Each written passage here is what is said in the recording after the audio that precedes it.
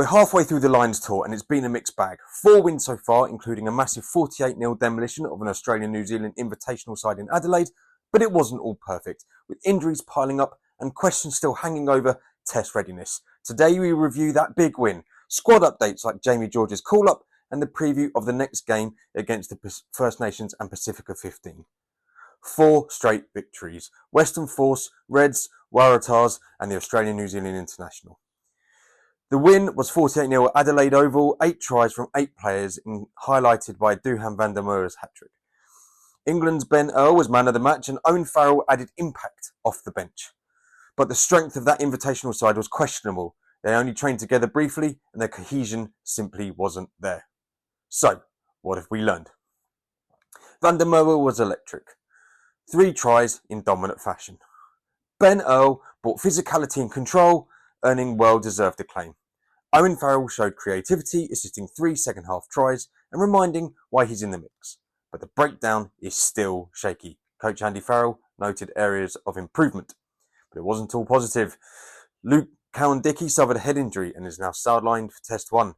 Gary Ringrose injured again and will miss the first test, which leads us into squad adjustments. So who are those squad call-ups? Jamie George is flying in from Argentina as concussion cover for Cowan-Dickie. A 2-time line, he's ecstatic at the call-up. He brings experience and calm to the front row. With Ringrose out, Hugh Jones looks almost as certain to start in midfield, and don't forget Owen Farrell was still in the mix for the 10-12 role ahead of Test 1. So, next up, the First Nations and Pasifika 15. The next challenge is against the First Nations and Pasifika 15, a selection of Aussie and Pacific Island talent at the historic Adelaide Oval. They're a physical side with strong representation from the Reds, Waratahs, Brumbies and Drua. This is one of the final warm-up matches and the last chance to tighten test combinations and build intensity before Brisbane. So what are the key talking points ahead of the first test? Front row depth. With Cowan-Dickie out, will Jamie George start or will Ronan Kelleher get the nod? The midfield reshuffle. Ringrose out, so Tuipolatu, Jones or even Farrell becomes a real conversation.